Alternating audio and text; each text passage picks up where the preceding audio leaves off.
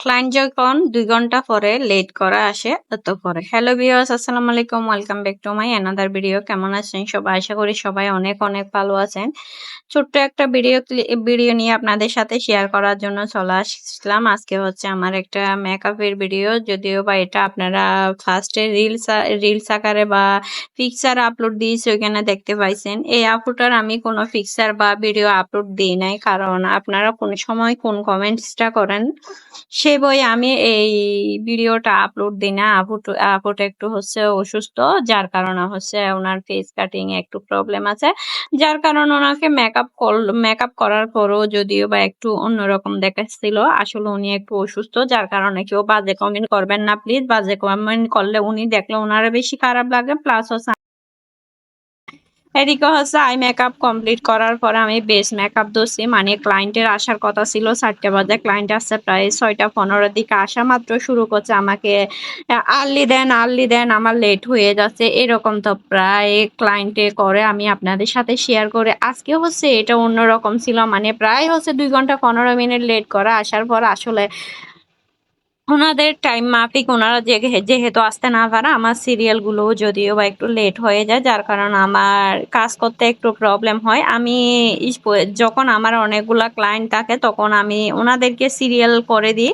Serial by serial কার কাজের পরে কার কাজটা করব সেটা আমি সিরিয়াল করে ওনাদেরকে আমি টাইমটা দিই।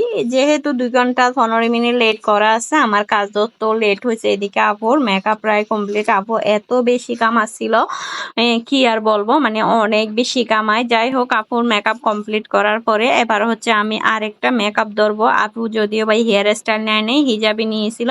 এদিকে হচ্ছে ওনার বাইয়ের বউকে আমি প্রায় base makeup eye makeup complete করার পরে এবার হচ্ছে লিপস্টিক দেওয়ার পরে, সবসময় লিপস্টিক দেওয়ার সময় আমি ক্লায়েন্টের হচ্ছে পছন্দ মতো দেওয়ার চেষ্টা করি। ফার্স্ট আমি ওনাদেরকে আমার সব লিপস্টিক দেওয়ার পরে ওইখান থেকে ওনারা একটা পছন্দ করে নিলে হচ্ছে আমি ওই লিপস্টিকটা ওনাদেরকে দিয়ে।